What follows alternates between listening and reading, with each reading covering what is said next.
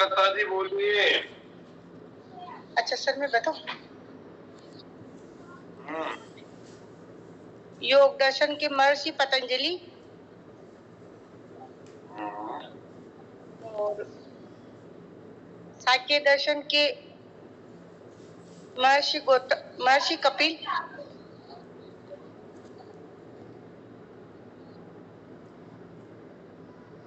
Sir पूरा याद नहीं है। चलिए ठीक है श्रुति जी, आगे कंप्लीट करिए इसको। म्यूट कर देंगे कुसुम जी, म्यूट करिए। योग दर्शन के महर्षि पतंजलि, सांख्य दर्शन के महर्षि कपिल, न्याय दर्शन के महर्षि गौतम, वैशेषिक के महर्षि कणाद, वेदांत ब्रह्मसूत्र उत्तर मीमांसा के स्वामी महर्षि वेदव्यास या वादरायण, मीमांसा दर्शन के महर्षि जैमिनी। ठीक है, एक तो ये हो गया। दूसरा भारती जी के पास चलते हैं। भारती जी समय दे रहे हो पढ़ाई को? सर कोशिश कर रही। लेवल 3 में तो समय नहीं दे रहे थे, इसमें पता नहीं दे रहे कि नहीं दे रहे, मुझे पता नहीं। चलिए बताइए, सबके कमेंटेटर के नाम बताइए। योग दर्शन के कमेंटेटर वादरायण या महर्षि व्यास, सांख्य दर्शन के सांख्य के याद नहीं आ रहे हैं, वैशेषिक के वात्सायन और न्याय की वात्सायन, वैशेषिक के प्रशस्तिपाद,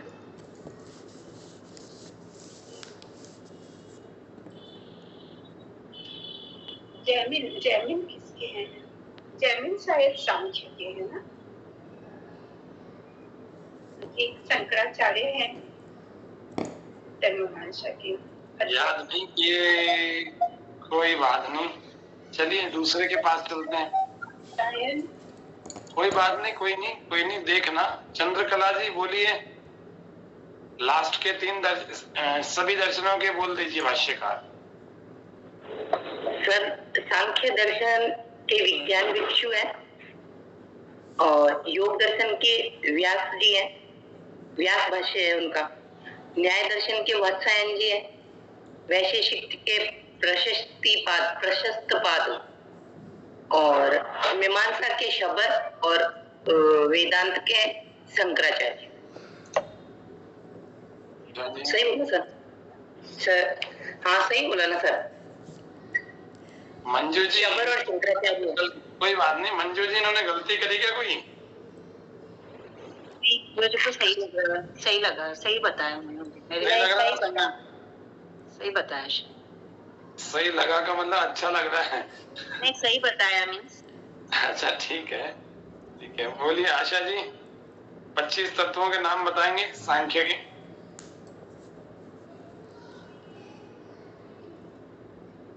प्रकृति, पुरुष, बुद्धि और अहंकार,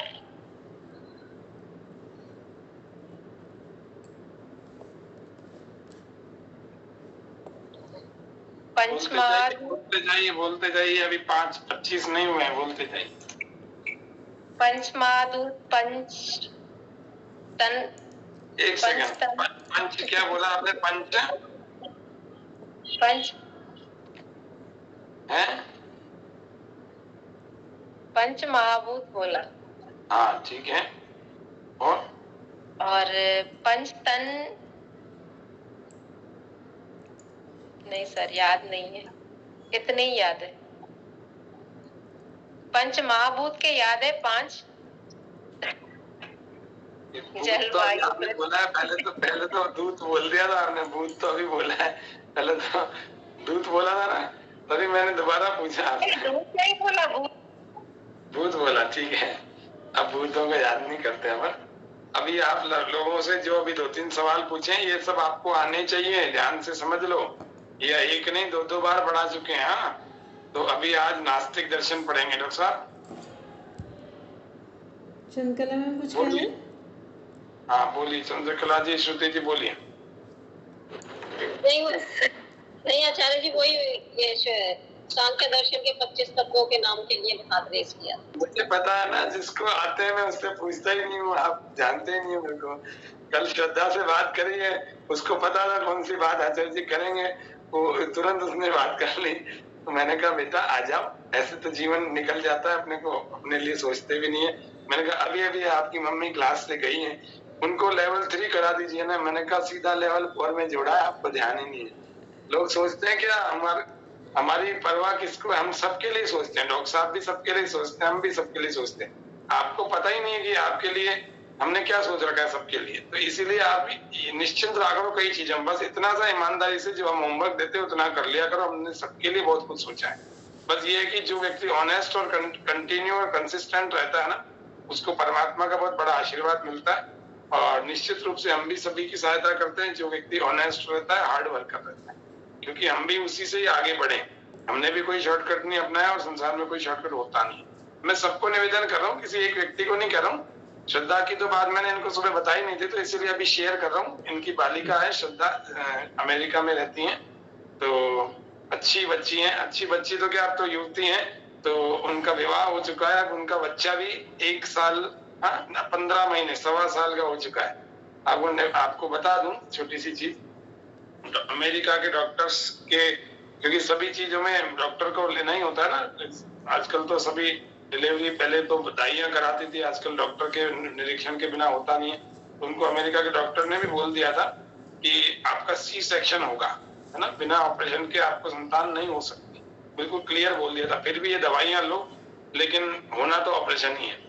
तो फिर इनकी माता जी ने यानी श्रुति जी ने अपनी बेटी को बोले तो योग कर, और उसको योग के लिए प्रेरित किया। और उसने 2-3 महीने उसने योग भी किया, और उसके बाद उसकी नॉर्मल डिलीवरी हुई। और हमने उसको योग करवाया और श्रीमद् भगवत गीता भी पढ़ाई, थोड़ा योग दर्शन भी पढ़ाया, शास्त्र भी पढ़ाए, मानसिक हेल्थ को और शारीरिक हेल्थ को दोनों को देखा, और वो बिल्कुल उसके छप गया कि योग बहुत अच्छी चीज है। तो इनकी दूसरी बेटी हो, इनकी बहन हो, इनकी बहन की, पूरे परिवार इनका लगभग हमारे से जुड़ा हुआ है, किसी न किसी रूप में। कभी कोई किसी कक्षा में आता है, कोई किसी। तो मैं आपको ये निवेदन कर रहा हूँ कि श्रुति जी शायद मेरे हिसाब से 3 साल पहले जुड़े थे, है ना, 2 साल 3 साल पहले जुड़े थे। इससे पहले किसी कक्षा में इन्होंने कहीं हमारा नंबर लिया था किसी से। तब से इनको पता है कि योग भले धीरे धीरे चल रहे हैं, कितना आगे तक पहुंच सकते हैं, इनको ये तो पता लग गया।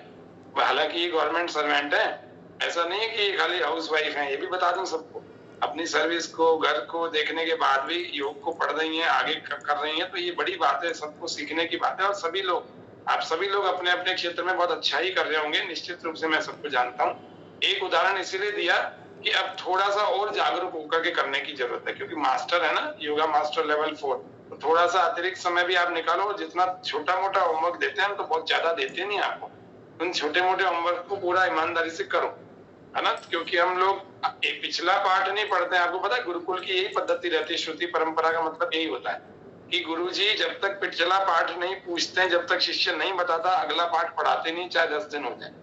यही होता था। तो इसीलिए आप लोगों को इस श्रुति परंपरा को समझना पड़ेगा। उदाहरण से भले श्रुति जी का दिया है मैंने, लेकिन इस श्रुति परंपरा को समझ करके उस गुरु शिष्य परंपरा के अनुसार पिछला भी समझो, याद करो। थोड़ा बहुत तो याद हो ही जाता है, 2-3 बार पढ़ोगे तो। अपने को रटना तो है नहीं, ठीक है।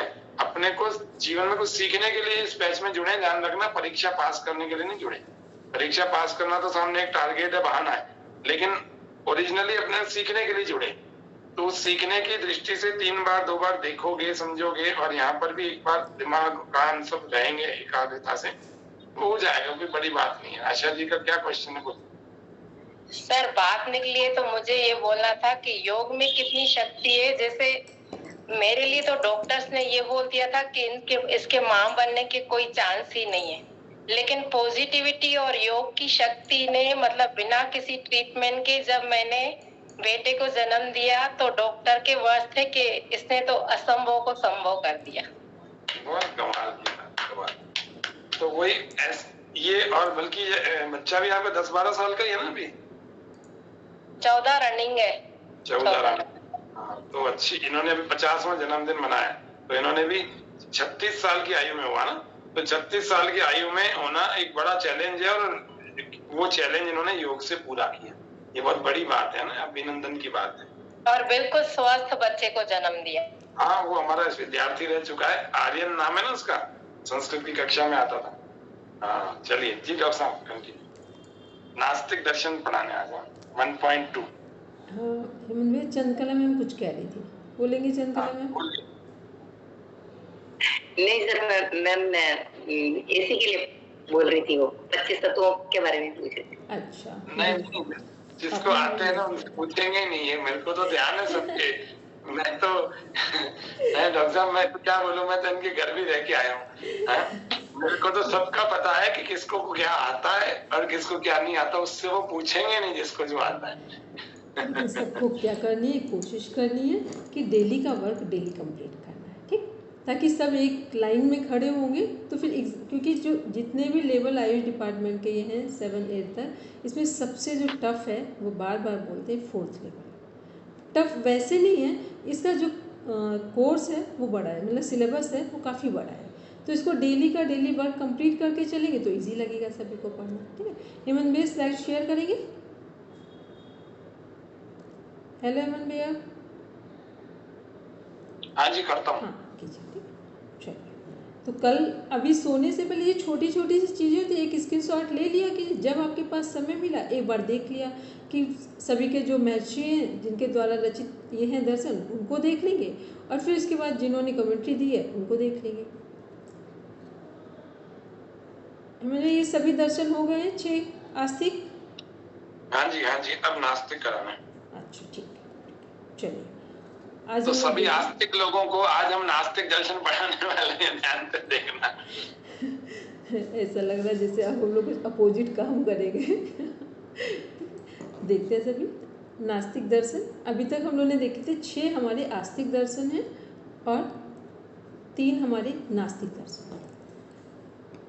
3 जो हमारे नास्तिक दर्शन हैं, फर्स्ट है इसमें बौद्ध दर्शन, सेकेंड जैन दर्शन, थर्ड है चारवाक दर्शन।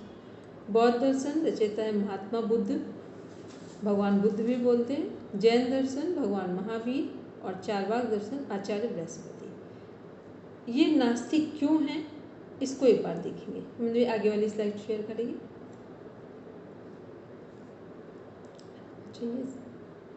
चलिए अभी रुक जाते हैं यहाँ पर। मुझे फर्स्ट वाली स्लाइड शेयर कर देंगे, तब तक आप इसको मैनेज करें। फर्स्ट वाली स्लाइड शेयर कर देंगे, ठीक। अभी हम लोग यहाँ आप देख लीजिए अपने को। अभी हम लोगों ने 3 नास्तिक दर्शन देखे, तो नास्तिक और आस्तिक में अंतर क्या है इसको समझ लेंगे। आस्तिक क्या है? जो ईश्वर, वेद और पुनर्जन्म में विश्वास रखते हैं। और नास्तिक क्या है? जो ईश्वर, वेद और पुनर्जन्म में से किसी एक में भी विश्वास नहीं रखते हैं, या 2 पर नहीं रखते हैं, या तीनों पर नहीं रखते हैं। तो जो 2 नास्तिक दर्शन हैं हमारे, बौद्ध और जैन, तो बौद्ध और जैन जो है ये वेद और पुनर्जन्म में तो नहीं रखते हैं, लेकिन ईश्वर पर रखते हैं। क्योंकि ईश्वर पर रखते हैं इसीलिए वो लोग भी आत्मज्ञान ब्रह्म ज्ञान की बात करते हैं। इसमें से जो थर्ड था अभी हम लोग देख रहे थे, चारवाक दर्शन। चारवाक दर्शन क्या है? ना तो ईश्वर में बिलीव करते हैं, ना वेदों में और ना पुनर्जन्म में, तीनों में बिलीव नहीं करते। चारवाक दर्शन का अभी हम लोग कॉन्सेप्ट देखेंगे, eat drink and B Mary, खाओ पियो और मौज करो, इस पर इनका कॉन्सेप्ट डिपेंड करता है। तो ये 3 दर्शन में से फिर देखेंगे दोबारा कि जो बौद्ध दर्शन है और जैन दर्शन है ये ईश्वर को मानते हैं, मोक्ष को भी मानते हैं, बस वेदों को नहीं मानते हैं। तो ये ध्यान रखें, मोक्ष यहाँ पर भी है। लेकिन जो चारवाक दर्शन है ये ना तो मोक्ष, ना वेद, ना ईश्वर, ये किसी को नहीं मानते। इनका केवल कॉन्सेप्ट है कि वर्तमान में जिस चीज़ की आवश्यकता है उसे at any how we have to fulfil, बस उसे पूरा करना है। तो पूरा करना है, उसके लिए हमें कुछ भी नहीं सोचना है क्या गलत है क्या अच्छा है। इस पर हमारा चारवाक दर्शन वर्क करता है। तो इसमें हमारा कुछ भी, जितने हमारे ईश्वर से संबंधित कोई भी ऐसा कॉन्सेप्ट नहीं, ईश्वर, वेद, मोक्ष, जो चारवाक दर्शन में कनेक्ट होगा। तो अब हम लोग सबसे पहले देखते हैं जैन दर्शन के बारे में, जो हमारा नास्तिक दर्शन है उसको देखते हैं। और एक बात और पता हो कि जो जैन दर्शन है और बौद्ध दर्शन है ये समकालीन है, मतलब एक ही समय पर ये दोनों दर्शन वर्क कर रहे हैं। भगवान बुद्ध और भगवान महावीर समकालीन माने जाते हैं। एक समय पर अपनी अपनी जगह पर दोनों लोगों ने अपने अपने धर्म को आगे बढ़ाया या धर्म की स्थापना की है। अब देखते हैं जो हमारा जैन दर्शन है, नास्तिक दर्शन है। जैन दर्शन के प्रणेता महावीर स्वामी 6वीं शताब्दी 6th सेंचुरी के हैं। तीर्थंकर कुल 24 हुए हैं, मतलब यहाँ पर जिनको ईश्वर की संज्ञा दी गई है ऐसे तीर्थंकर 24 हुए हैं जैन दर्शन में। फर्स्ट हैं ऋषभदेव जी। 24वें तीर्थंकर जो लास्ट हैं महावीर स्वामी जी हैं। उपदेश है प्राकृत भाषा और संस्कृत भाषा में। प्राकृत भाषा भी संस्कृत भाषा से मिलती जुलती हुई भाषा है। इसका एक स्क्रीनशॉट ले लीजिए। इसमें जितने भी लाइंस लिखी हुई हैं सभी आपके क्वेश्चन हैं, मोस्ट इम्पॉर्टेंट क्वेश्चन हैं और सभी पूछे जा चुके हैं। तो कुछ इम्पॉर्टेंट जो चीज़ें ऐसी लगे कि इम्पॉर्टेंट पॉइंट्स हैं उनको स्क्रीनशॉट ले लें ताकि कहीं भी दिन में मिल जाए समय तो वहाँ देख लेंगे। आगे देखेंगे हम लोग। अब देख रहे हैं जैन दर्शन के अंतर्गत जैनियों में 2 श्रेणियाँ हैं। 2 पार्ट्स में जैन दर्शन जो है श्रेणियों में डिवाइड किया गया है। जैन धर्म दर्शन नहीं कहेंगे। दिगंबर जैन और श्वेतांबर, ये भी आपका क्वेश्चन है। दिगंबर और श्वेतांबर। दिगंबर जो लोग हैं, दिगंबर जो जैन दर्शन में दिगंबर मुनि हैं, वो जो साधक मुनि बिना वस्त्र के रहते हैं। बहुत सारे आपने टीवी में भी देखे होंगे, विद्यासागर जी और अभी भी कई लोग हैं, सबके नाम तो मुझे जस्ट याद नहीं है। तो वो सब किस में आते हैं? दिगंबर में आते हैं। वो बिना वस्त्रों के रहते हैं। श्वेतांबर मुनि जो हैं, जो साधक मुनि सफ़ेद वस्त्रों में रहते हैं। मेल फीमेल दोनों सफ़ेद वाइट कलर के कपड़े पहनते हैं, सफ़ेद वस्त्र। मुँह पर भी कपड़ा बांधते हैं ताकि कोई कीटाणु अंदर ना जाए, किसी जीव की हत्या ना हो जाए। ये है दिगंबर मुनि और श्वेतांबर मुनि। जो दिगंबर वाले मुनि हैं या साधक हैं, ये थोड़े से कैसे हैं? बहुत एग्रेसिव वाले साधक हैं। एग्रेसिव का मीन्स यदि गलत है तो गलत को सहन नहीं करना है, उसका हमें उत्तर देना है, वो कैसे भी देना है। श्वेतांबर मुनि जो हैं, श्वेतांबर वाले जो साधक हैं, ये सहज साधक हैं। ये लोग सब सहज वाले साधक हैं, जैसे साधक होने चाहिए। और दिगंबर मुनि वाले जो साधक हैं, कभी टीवी पे किसी का सुनेंगे सत्संग दिगंबर मुनि लोगों का, तो उनकी वाणी से पता चल जाएगा कि वो कितने तेज भाषा में अपनी बातों को व्यक्त कर रहे हैं, वाणी से व्यक्त कर रहे हैं। उसके बाद देखते हैं अणुव्रत एवं महाव्रत। अणुव्रत और महाव्रत क्या है? क्वेश्चन में पूछा जाता है कि पंच महाव्रत का कॉन्सेप्ट किसके द्वारा दिया गया है। उसमें जैन दर्शन भी लिखा होता है, जैन धर्म भी लिखा होता है, महावीर स्वामी भी लिखा होता है, कई तरीके से पूछा जाता है। तो जो हमारा महाव्रत है, पंच महाव्रत हैं, तो पंच महाव्रत जैन दर्शन का कॉन्सेप्ट है। अब पंच महाव्रत का एक और क्वेश्चन पूछा जाता है कि पंच महाव्रत जो है वो किस दर्शन से, किस आस्तिक दर्शन से रिलेटेड है? किस आस्तिक दर्शन से रिलेटेड है? योग दर्शन। योग दर्शन से, ठीक है। और योग दर्शन में भी किस अंग से रिलेटेड है? अष्टांग योग, यम से। यम से। अष्टांग योग यम। अष्टांग योग में यम से सेम है। अहिंसा, सत्य, अस्तेय, ब्रह्मचर्य, अपरिग्रह, जैसा सीक्वेंस है वैसे ही सीक्वेंस पंच महाव्रत का है। अब देखते हैं कि अणुव्रत और महाव्रत में क्या अंतर है। अणुव्रत और महाव्रत में अंतर ये है कि जब तक हम लोग अहिंसा, सत्य, अस्तेय, ब्रह्मचर्य, अपरिग्रह, अहिंसा सभी को पता है, मन वचन कर्म से हिंसा ना करना। सत्य है मन वचन और कर्म से सत्य का पालन करना। अस्तेय मीन्स से चोरी ना करना, फिर वही मन वचन और कर्म तीनों से चोरी ना करना।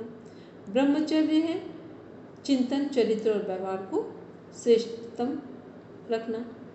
फिर अपरिग्रह है जरूरत से अधिक सामान का या विचारों का संग्रह न करना। ये है पंच महाव्रत। तो जब हम इन पंच महाव्रतों को अपने डेली रूटीन में या जहाँ पर हम रह रहे हैं, अपने घर पे, घर के लोगों के साथ यदि पंच महाव्रत का पालन कर रहे हैं तो ये क्या कहलाएंगे? अणुव्रत या महाव्रत?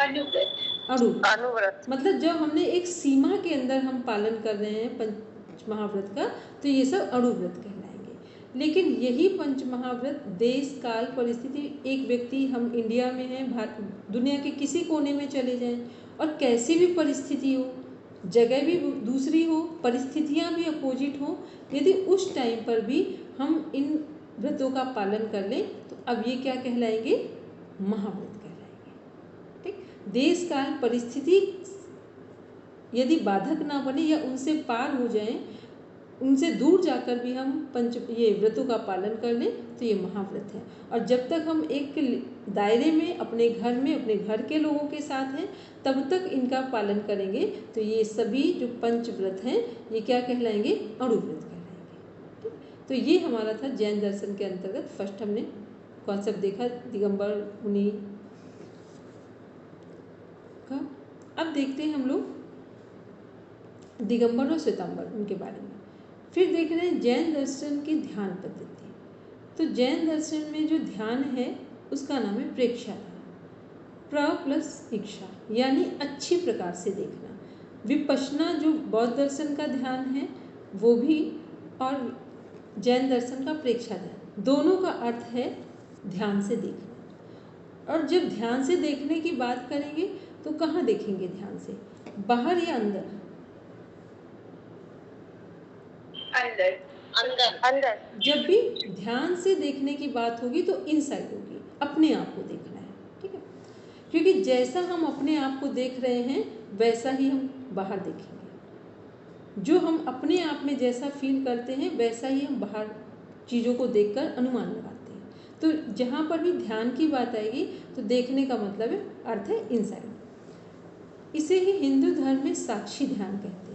साक्षी ध्यान का मीन्स क्या है, जब ध्यान से केवल अपने आप को देख रहे हैं, इसे बोलते हैं साक्षी ध्यान। मीन्स जब हम ध्यान में बैठे हैं और कोई भी विचार आ रहा है तो हम देख पा रहे हैं कि अभी कौन सा विचार आया, थोड़ी देर बाद कौन सा विचार आया। तो साक्षी का मीन्स हुआ हम साक्षी हैं कि हमारे सामने से क्या क्या गुजर रहा है। तो गुजर क्या रहा है, हमारे विचार हमारे सामने से गुजर रहे हैं, निकल रहे हैं, तो उसी के हम साक्षी हैं। बोलते हैं ना, ईश्वर को साक्षी मान के कह रहे हैं। ईश्वर को साक्षी कब मानते हैं, जब हमें ऐसी फीलिंग आती है कि ईश्वर हमारे सभी कर्मों को देख रहे हैं। ऐसे ही ध्यान में जब हम अपने विचारों को साक्षी भाव से देखते हैं तो उसे भी साक्षी ध्यान कहेंगे।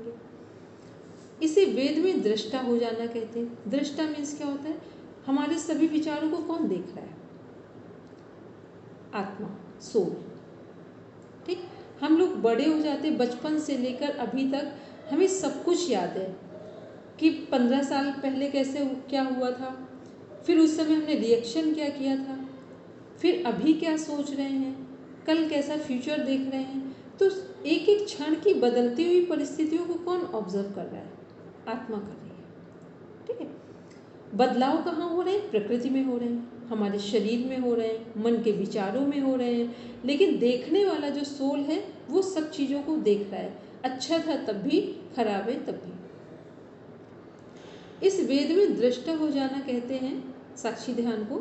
सिर्फ देखना ही है प्रेक्षा। ध्यान विपश्यना में श्वासों को देखना मूल तत्व है, जबकि प्रेक्षा में सिर्फ देखना हर उस हरकत को, मूवमेंट को जो आपके शरीर और मन से जुड़ा हुआ है या जुड़ी हुई है।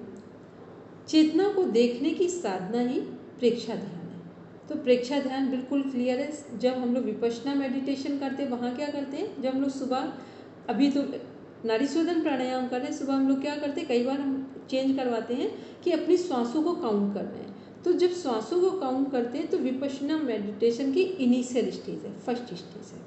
फिर और गहरे जाते हैं तो लास्ट वाले स्टेज में साक्षी ध्यान में वहाँ पे भी आ जाएंगे, क्योंकि अंतिम कोई भी ध्यान की परिणति होगी वो सब समाधि की ओर ले जाती है, मोक्ष की ओर ले जाती है। तो वहाँ पर फिर अपने आप से ही जुड़ेंगे जाकर। तो ये क्या है कि जो विपश्यना मेडिटेशन है ये हम देख रहे हैं साक्षी मानकर कि हमारे शरीर और मन में क्या परिवर्तन हो। जब साक्षी भाव से शरीर और मन जुड़ जाए, इसका अर्थ हुआ, मान लो आपका शरीर कब हिलता है,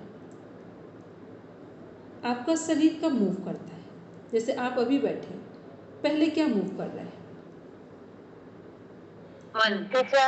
माइंड, विचार, मन। ठीक है, उसके बाद फिर फिजिकल मूवमेंट होगा बॉडी में।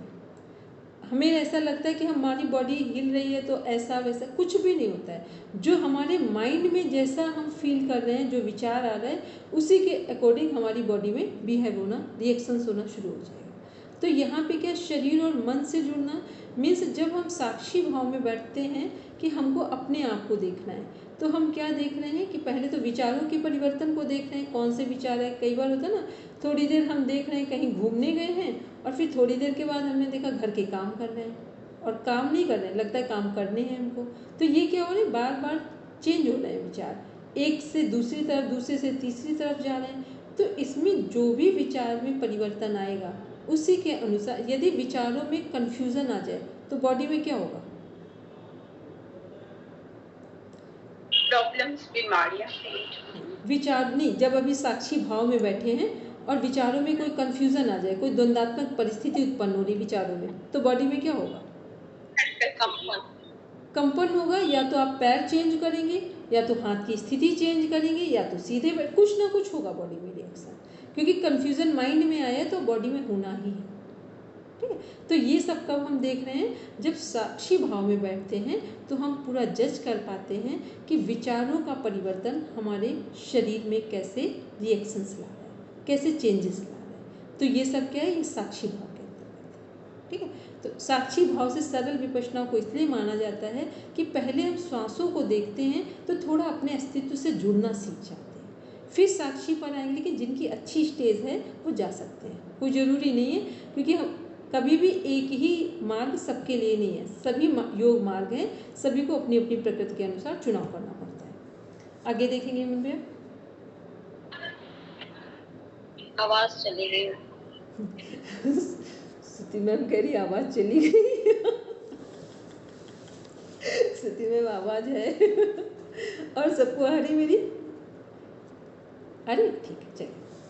अब देख रहे हैं प्रेक्षा ध्यान में कायोत्सर्ग क्या है। काया प्लस उत्सर्ग, काया मीन्स हो गया देह, बॉडी की बात हो रही है। उत्सर्ग मीन्स होता है ऊपर उठना।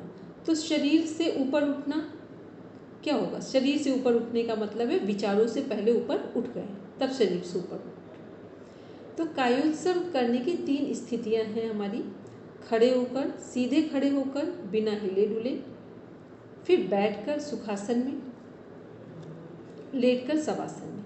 मीन्स साक्षी ध्यान का जब भी हम अभ्यास करेंगे तो वो हम इन तीनों में कर सकते हैं, क्योंकि ये सब जो ध्यान करने के ये क्या हैं, वो चरण हैं जिनसे हम गहराई में उतरेंगे, डीप में जाएंगे। अब पढ़ेंगे श्रुति मैम। प्रेक्षा ध्यान में कायोत्सर्ग। कायोत्सर्ग भारतीय साहित्य में ऐसी अनेक विद्याएं हैं जो मानव जाति को अपनी शक्तियों से परिचित करवाती रही हैं। ध्यान साधना मार्ग में एकाग्रता और स्थिरता पहली शर्त है। जैन साधना पद्धति में प्रेक्षा ध्यान के अंगों में प्रमुख और महत्वपूर्ण है। कायोत्सर्ग, इसकी साधना द्वारा मनुष्य लक्ष्य तक पहुंच सकता है। कायोत्सर्ग वैज्ञानिक शोधों से परिपूर्ण शरीर को शिथिल करने की निर्दोष प्रणाली है। ठीक है, तो इसमें हम लोगों ने क्या देखा, शरीर को निर्दोष करने की प्रणाली। पहले क्या देखा, कायोत्सर्ग मीन्स शरीर से ऊपर उठना। 3 उसके कॉन्सेप्ट थे, क्या क्या थे, खड़े होकर भी कर सकते हैं, बैठकर भी कर सकते हैं और शवासन में लेटकर भी कर सकते हैं। फिर अब हम लोग देखें, 1 मिनट में बैक कर देंगे, एक बार सबको देख लो।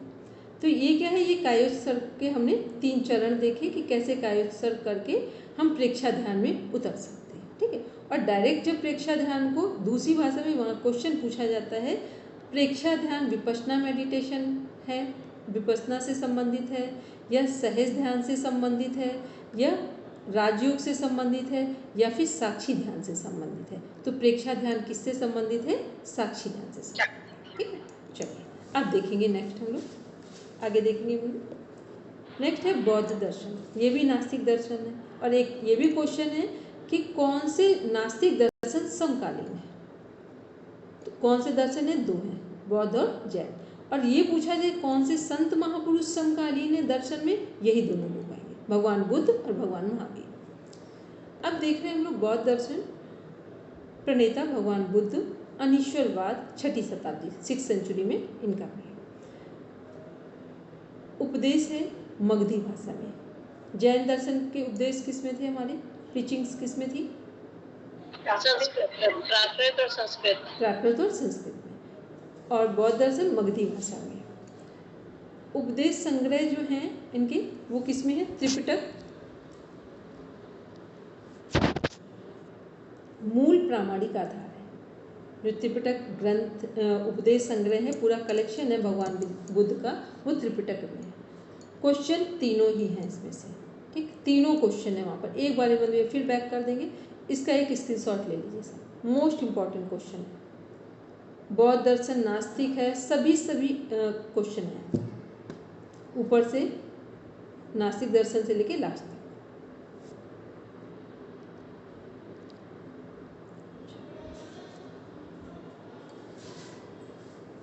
आगे देखेंगे हम। अब नेक्स्ट क्वेश्चन है, बौद्ध दर्शन नास्तिक दर्शन है, इसमें 4 आर्य सत्य है, ठीक है, 4 आर्य सत्य है। फर्स्ट है दुखम, जिसका अर्थ है जीवन दुखों से परिपूर्ण है, भरा हुआ है। सेकंड है दुख समुदाय, इन दुखों का कारण भी विद्यमान है। यदि जीवन दुखों से भरा हुआ है दिख रहा है तो उसका कोई कारण भी होगा। जैसे कल हम लोगों ने कार्य और कारण किसके अंदर पढ़ा था, हेमंत भैया पढ़ा रहे थे। कार्य और कारण का सिद्धांत किस दर्शन के अंदर पढ़ रहे थे? सांख्य है ना, सांख्य में सत्कार्य सत्कार्यवाद, मीमांसा, सत्कार्यवाद न्याय दर्शन नहीं, सांख्य दर्शन, सांख्य। फिर इसके बाद हम लोग देख रहे हैं नेक्स्ट इसी में, दुख समुदाय, इन दुखों का कारण विद्यमान है। थर्ड है दुख निरोध, इन दुखों से वास्तविक मुक्ति मिल सकती है। फोर्थ है दुख निरोध गामिनी, निरोध प्राप्ति के लिए उचित उपाय भी है। अब इसको फिर से देख लें अगेन। क्वेश्चन आपका बनता है कि 4 आर्य सत्य क्या है। तो ये 4 जो आपके नंबर दिए हुए हैं, दुखम, दुख, दुख निरोध और दुख निरोध गामिनी, ये आपके क्वेश्चन में पूछा जाएगा ऑप्शन में। फिर ये सब क्या है जो आगे लिखा हुआ है, ये इनके अर्थ हैं। ये भी क्वेश्चन में पूछा जाता है कि जीवन दुखों से परिपूर्ण है, ये किसको से कनेक्ट होगा, दुखम, दुख, दुख निरोध या दुख निरोध गामिनी। निरोध प्राप्ति के लिए उचित उपाय भी हैं। अब ये दुख समुदाय है, सेकंड वाला दुख समुदाय, ठीक है हेमंत भैया, ये रिवीजन में ले रहे थे, एक बार हेमंत भैया बोल चुके इसलिए हमने इसको बहुत डीप में नहीं किया, ठीक है। तो दुख समुदाय जो ये दुखम, दुख समुदाय, दुख निरोध गामी, तो दोनों तरफ से क्वेश्चन बनते हैं। तो दोनों मीन्स जो हमारा दुख, दुख समुदाय, दुख निरोध गामिनी है, इनका जो मीनिंग है उसको भी समझ कर रखना है, ठीक है। अब देखते हैं कि दुखम जहाँ लिखा है जीवन दुखों से परिपूर्ण है, तो एक बात समझ में आ गई। फिर है दुख समुदाय, इन दुखों का कारण भी विद्यमान है। तो दुख का कारण क्या है इसमें एक बार आगे की स्लाइड देख लें, अगर है तो ठीक है, अदरवाइज फिर आप लिखेंगे। एक बार हेमंत में आगे की, हाँ हेमंत वापस कर दिए, वही वापस आएंगे जो पढ़ रहे थे। अब अपना अपना पेन पेंसिल जो भी है उठाएंगे, पेपर पे नोट करेंगे। दुखम जो है जीवन दुखों से परिपूर्ण है, ये ठीक है। सेकंड नंबर है दुख समुदाय, इन दुखों का कारण विद्यमान है। तो कारण है प्रकृति और पुरुष का संयोग, और ब्रैकेट में लिखेंगे अज्ञानता। दुख समुदाय में लिखेंगे कारण क्या है, प्रकृति और पुरुष का संयोग, ब्रैकेट में लिखेंगे अज्ञानता। सभी दुखों का कारण अज्ञानता है। मैम सहयोग नहीं, संयोग, ठीक है। सहयोग अलग है, वो कॉपरेशन है, ये संयोग है। इसके बाद फिर देखते हैं दुख निरोध, इन दुखों से वास्तविक मुक्ति मिल सकती है।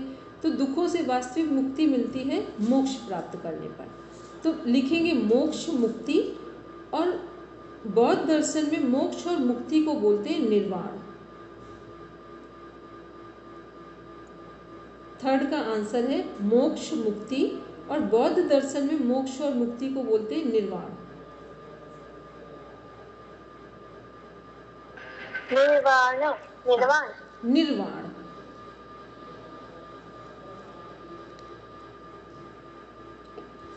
फिर 4th नंबर है हमारा दुख निरोध गामिनी। इसका अर्थ है निरोध प्राप्ति के लिए उचित उपाय भी हैं। यहाँ पर लिखेंगे विवेक ज्ञान, प्रज्ञा लिखेंगे और ब्रैकेट में लिखेंगे विवेक ज्ञान। ठीक है, ये सबके आंसर भी यहीं पर दे दिए। तो इन सबको लर्न करना है। अब हम लोग देखेंगे, अभी किसी का कोई क्वेश्चन हो बौद्ध दर्शन में जो पढ़ रहे हैं, या इसमें 4 आर्य सत्य थे, मैं कुछ समझ ना हो एक बार क्लियर करो ना, दुख निरोध और निरोध गामिनी। ठीक है, मतलब मोक्ष प्राप्त हो गई फिर हमें निरोध गामिनी, मतलब वो मुझे नहीं, इसका मीन्स ये हुआ कि जो दुख निरोध है, इसका अर्थ क्या लिखा हुआ, इन दुखों से वास्तविक मुक्ति मिल सकती है। तो वास्तविक मुक्ति किससे मिलेगी? मोक्ष से मिलेगी। ठीक है, तो पहले हमें क्वेश्चन का आंसर मिला है, लेकिन अब ये जो मोक्ष है, मोक्ष मिलेगा कैसे? ये तो पता चल गया कि मोक्ष से, मुक्ति से दुख खत्म हो सकता है, समाप्त हो सकता है, लेकिन मोक्ष मुक्ति मिलेगा कैसे? तो मोक्ष और मुक्ति हमारे विवेक ज्ञान से मिलता है। ठीक, जब विवेक होगा तभी हम मोक्ष मुक्ति को प्राप्त करने के अधिकारी बनेंगे। तो विवेक का दूसरा नाम प्रज्ञा भी है, और बौद्ध दर्शन में विवेक की जगह प्रज्ञा नाम यूज किया गया है, प्रज्ञा सम्यक करके यूज किया गया वर्ड। और अभी किसी का ऐसा कहीं कुछ कंफ्यूजन लग रहा हो तो पूछ लेंगे। पहले का कारण नहीं बताया या मैंने नहीं सुना, जीवन दुखों से परिपूर्ण है। इसका कोई, इसमें सीधा सीधा लिखा हो दुख का अर्थ है कि जो पूरा हमारा सांसारिक जीवन है, ऐसा लगता है ना, सब बहुत सारे लोग बोलते हैं कि जीवन पूरा दुख से भरा हुआ है, तो ये तो अर्थ हुआ, यहाँ पर कुछ नहीं बताना था। ठीक है, जीवन दुखों से परिपूर्ण है। दूसरे में है कि दुखों का कारण क्या है, तो कारण है अज्ञानता।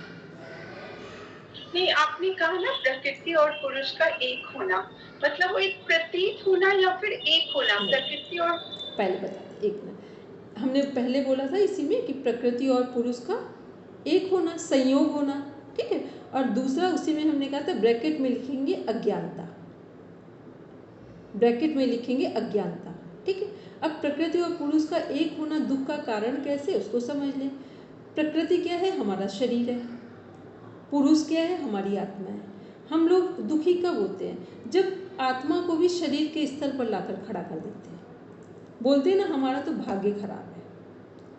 ठीक, हमारा जीवन दुख से ही भरा है, तो हमने आत्मा के बिहाफ पर हम बात ही नहीं करते हैं। शरीर में हाथ में चोट लगी तो हमारा हाथ खराब हो गया, पेट दर्द हुआ तो हमारा पेट खराब हो, ये कभी नहीं बोलते कि पेट खराब हुआ है।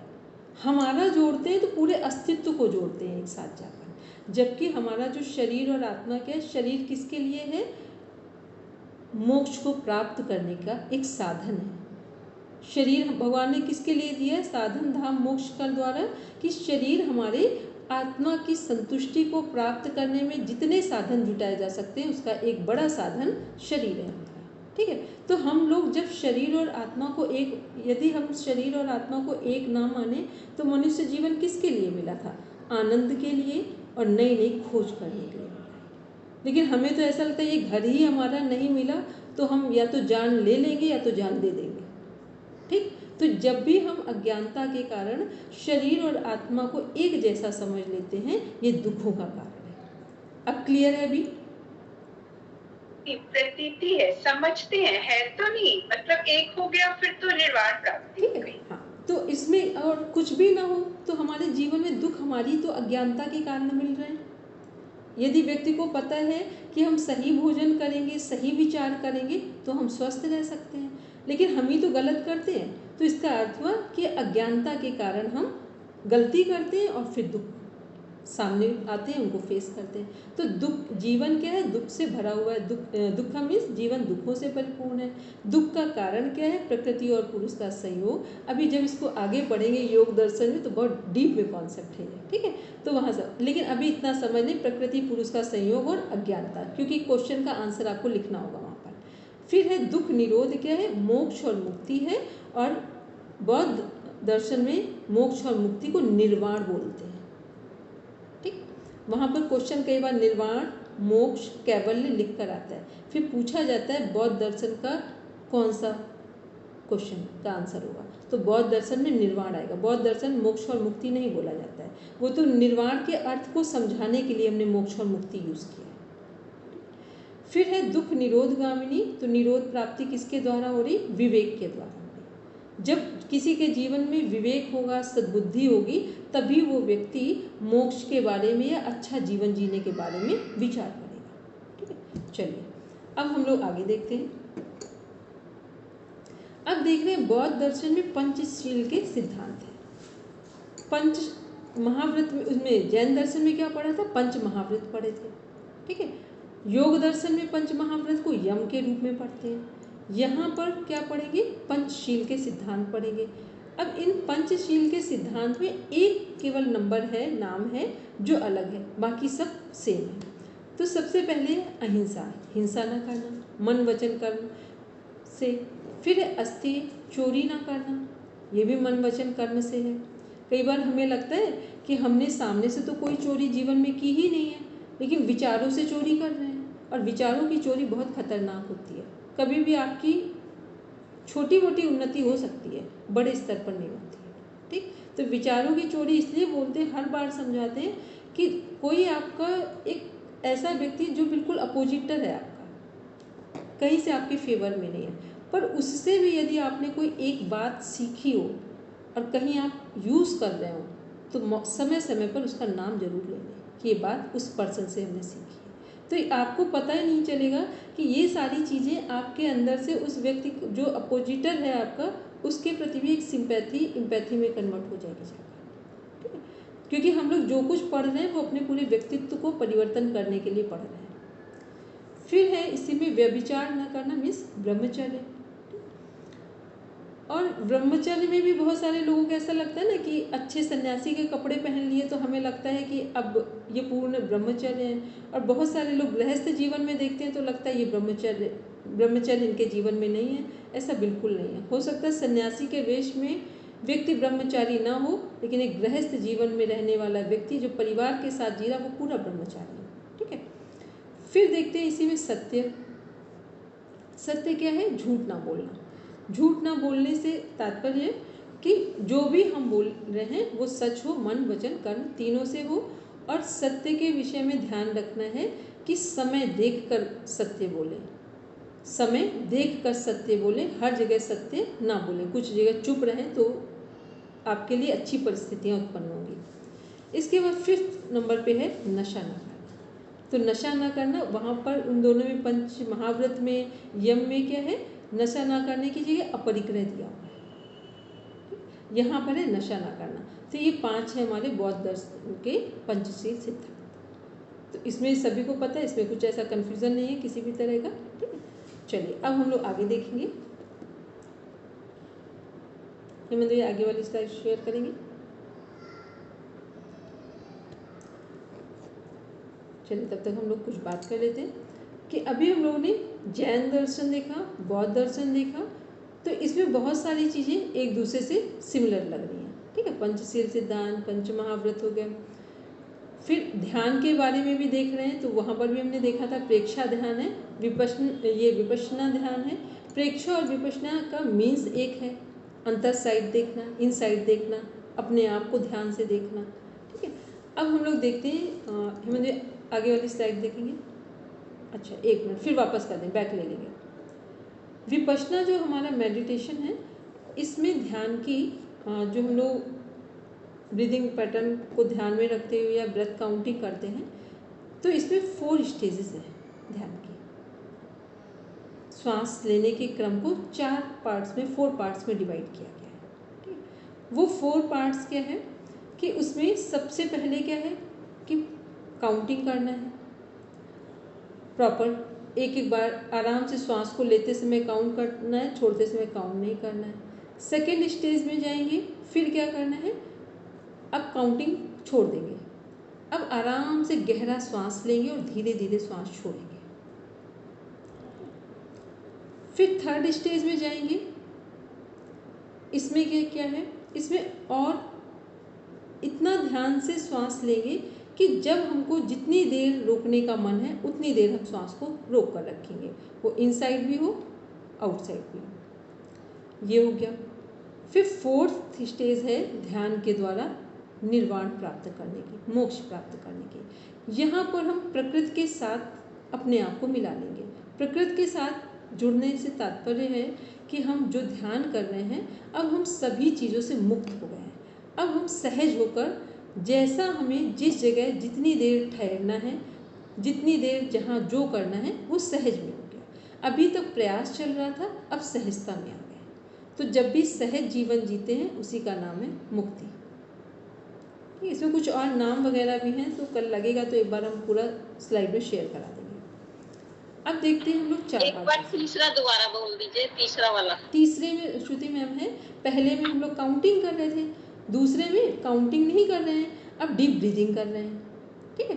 थर्ड में क्या कर रहे हैं, ब्रीदिंग को जितनी देर जहाँ हमें फील होगा उतनी देर होल्ड कर देंगे। हमें लगेगा बाहर बहुत देर हमें रुकना है, बाहर रुक जाएंगे, अंदर रुकना है तो अंदर रुक जाएंगे। एक तो हो गया हम पैटर्न को सेट करके कर रहे हैं कि आराम से गहरा सांस लिया, डीप ब्रीदिंग की, आराम से छोड़ दिया। फिर एक है हमें जितनी देर जहाँ रुकना है वहाँ पर होल्ड कर लेंगे। फिर फोर्थ में इन सब से बाहर आ जाएंगे। फिर वो हम प्रकृति के साथ जुड़ गए, अब हमें सहज में ध्यान करना है। ठीक है। कल इनकी स्टेज के साथ आपको वैसे हम कोशिश करेंगे, इसको एक नाम है जो इनके प्रॉपर, उनके साथ आपको दिखा देंगे स्लाइड, क्योंकि नाम थोड़े वो धम्मम उपासना, चित्तोपासना, वो समझने में थोड़ा टिपिकल लगेगा। अब देखते हैं हम लोग चारवाक दर्शन। चारवाक दर्शन के गुरु हैं आचार्य बृहस्पति। ये मोक्ष को नहीं मानता है। ठीक, पहले ही हम लोग बात कर चुके थे। जो दो नास्तिक दर्शन है वो किसको मान रहे हैं, मोक्ष को मानते हैं, ईश्वर को। तो मोक्ष जहाँ पर है वहाँ ईश्वर को कह सकते हैं, लेकिन डायरेक्ट इनमें कोई मूर्ति पूजा तो है नहीं, तो इसलिए ईश्वर को नहीं कह रहे, मोक्ष की बात कर रहे हैं। लेकिन चारवाक दर्शन क्या है, चारवाक दर्शन मोक्ष को भी नहीं मानता है। फिर नेक्स्ट कॉन्सेप्ट है चार तत्वों को मानता है। चार तत्व कौन कौन से हमारे, पृथ्वी, जल, अग्नि और वायु। अब क्वेश्चन पूछा जाता है कि ये पांचवें तत्व आकाश को क्यों नहीं मान रहे हैं। तो सभी लोग समझते भी हैं, लगभग कुछ लोग नहीं भी जानते होंगे तो समझ लेंगे कि जो हमारा चारवाक दर्शन है, जब आकाश को नहीं माना जाता है, आकाश क्या है, अनंत है।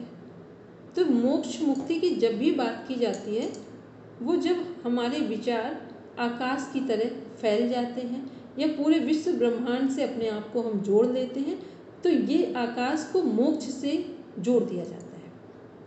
आकाश के कॉन्सेप्ट को मोक्ष से जोड़ा जाता है। तो जब चारवाक दर्शन मोक्ष को ही नहीं मान रहे हैं, तो इसलिए यहाँ पर ये चौथा जो आकाश वाला तत्व है, इसको भी नहीं मान रहे हैं। फिर इसके बाद है हमारा खाओ पियो और मौज करो, eat drink and B Mary. तो ये क्या है, इस यहाँ पर इन खाओ पियो और मौज करो, ये जो सिद्धांत है ये किसका है, चारवाक दर्शन का। अब ये कैसे खाओ पियो और मौज करो की बात हो रही है। चारवाक दर्शन का मानना है कि यदि अभी हमें भूख लगी है और हमें अपने आप को सेटिस्फाइड करना है, तो हम चुरा कर भोजन खाएं, छीन कर भोजन खाएं, कैसे भी खाएं, बट हमें खाना है। क्योंकि उनका मानना है कि कोई मोक्ष है ही नहीं। जब मोक्ष नहीं है तो फिर हमें कोई, ये तो ऐसा है नहीं कि आज हम कोई गलत कर्म करेंगे तो इसका हमें कोई फल मिलेगा, कोई परिणाम मिलेगा। उनका मतलब है वर्तमान में जीना है। तो इसलिए वर्तमान में जीना है, तो जिस चीज़ की हमें आवश्यकता है वो अच्छा है, बुरा है, इट डजेंट मैटर, बट हमें वो ही करना है जिसकी हमें आवश्यकता है। तो अब जो चारवाक दर्शन है, इसमें कुछ चीज़ें तो गलत है, लेकिन कुछ चीज़ें बहुत अच्छी हैं। तो नीचे देखेंगे, एक तो लिखा हुआ है आसुरी परंपराओं में विश्वास करता है। यहाँ आसुरी परंपराओं से मतलब कोई भूत प्रेत से नहीं है। आसुरी परंपराओं का मतलब है, जैसे हम सब लोग अभी क्या सोचेंगे कि चोरी करके नहीं खाना है, छीन कर नहीं खाना है, तो ये क्या है, इनको हम सब लोग अपनी भाषा में क्या बोलेंगे, आसुरी परंपराएं बोलेंगे। तो यहाँ आसुरी परंपराओं का मतलब है गलत ढंग से भी अपनी इच्छाओं को पूरा करना, ये है आसुरी परंपरा। फिर है वर्तमान में जीना। तो चारवाक दर्शन का जो ये कॉन्सेप्ट है, लिव इन प्रेजेंट, वर्तमान में जीना, ये सबसे अच्छा कॉन्सेप्ट है। यदि जीवन को सुखी रखना हो तो वर्तमान में ही जीना चाहिए। ना पास्ट के बारे में विचार करें और ना फ्यूचर के बारे में। पास्ट में जो सबसे अच्छा हम कर सकते हैं अपनी कैपेसिटी के अकॉर्डिंग, वो हमें प्रयास करना चाहिए। अब दूसरी चीज़ क्या, एक और चीज़ है, क्योंकि पूरा तो आपको नहीं बता पाएंगे, लेकिन कुछ चीज़ें तब भी लेकिन अब आपके पास 1 मिनट है, तो अब हम इसे कल कंप्लीट करेंगे। आज शांति पाठ करेंगे, कल एक कॉन्सेप्ट है इसका, वो कल बताएंगे, ठीक है। अब हम लोग करेंगे शांति पाठ और सभी लोग रिवीजन कर लेंगे और एक की नोट्स बना लेंगे। ये सबका होमवर्क है। हेमंत शांति पाठ बोलेंगे। ओम शांति शांति शांति, सर्वेभ्यो नमः। अरे प्रेम पूर्वक धीरे धीरे अपने मुस्कुराते हुए अपने बोल लीजिए। कल और कक्षा लेंगे। शनिवार को आपके इन 12 दिनों का टेस्ट होगा, ध्यान रखेंगे सभी। हाँ, तो शनिवार को टेस्ट होगा और संभव हुआ तो रविवार को आप लोगों की एक प्रैक्टिकल की क्लास सुबह लगाने का प्रयास करेंगे। पक्का नहीं बोल रहे हैं, पक्का कल बताएंगे, है ना। तो बाकी कल के लिए आप कक्षा तो होगी, शनिवार के टेस्ट के लिए आप सब लोग तैयार रहें, क्योंकि पिछला वाला पढ़ते जाएंगे हाथ हाथ। अभी बहुत भारी कुछ पढ़ाया भी नहीं है, हल्का हल्का ही चल रहा है, तो सबको आप देखते जाइए हाथ हाथ, है ना। ठीक है, सबको धन्यवाद, शुभ रात्रि। ठीक है, सबको प्रणाम, शुभ रात्रि। प्रणाम मैम।